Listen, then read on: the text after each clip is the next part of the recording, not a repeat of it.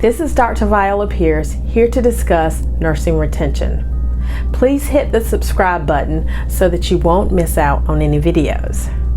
Nurse retention is a problem that many are struggling with all over the nation. There are several reasons why. Nursing is more than filling an open position. Nursing is filling the position with the right nurse for the job. The nurse should have the right staying power, fortitude, and stamina for your unit.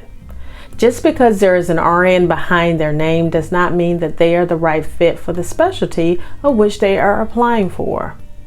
The RN Work Project found that 17% of novice nurses leave their first nursing job in the first year and 33% in the second year. NSI Nursing Solutions states that the national turnover rate for bedside RNs is 16.8%. The turnover rate costs your organization big bucks to the tune of between $4.4 million and $7 million a year. Everything rises and falls on leadership. Leadership should have a clear vision. Without vision, the people perish.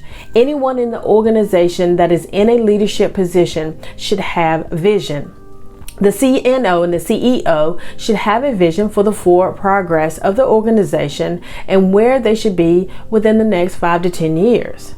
The managers and the directors should have a vision for the staff for the next year and how to achieve the vision of the CNO and the CEO. The charge nurse should have a vision for the day while they are in charge. As a leader, remember, you set the tone for the day. Your team members will emulate what they see.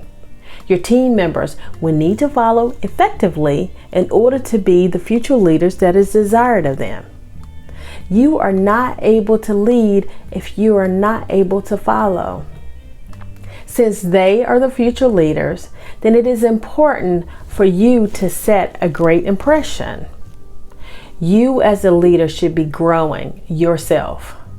You are not able to lead anyone to any place of which you have not gone yourself. You should be investing in your leadership at all times. Here are a few ways in which that can be done. First, invest in reading a leadership book a month. Learn various methods that other leaders around the globe are leading in their own companies. Healthcare is very different, but the leadership principles can be applicable. Secondly, seek out a mentor. Be very intentional when doing this. You want to ensure that this leader is one that you would want to follow. There are plenty of people that are leading companies that have no integrity and no ethics. This is not the leader you need to learn from. One final but not exhaustive principle in leadership growth is to seek out leadership conferences. These conferences give you the ability to network with other leaders to figure out ways and methods that are working for them.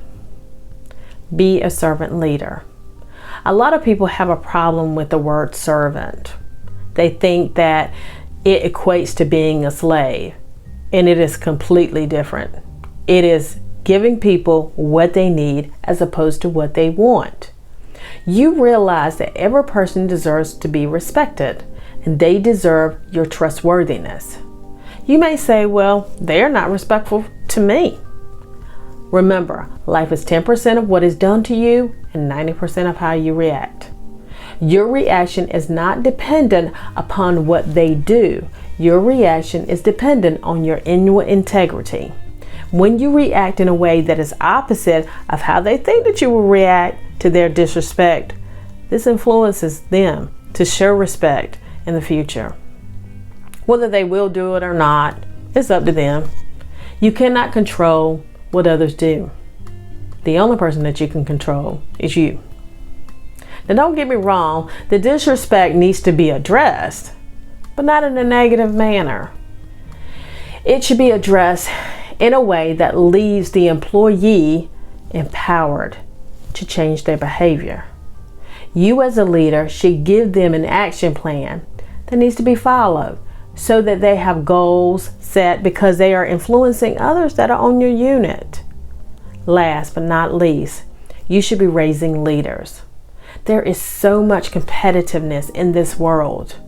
Therefore, there are those leaders that don't want employees to know the things that they know because they're fearful that the employee will one day be the leader. This is an ego problem. Richard Branson, the CEO of Virgin Airlines, said this: train people well enough so that they can leave. Treat them well enough so that they don't want to. Never be fearful of your employees.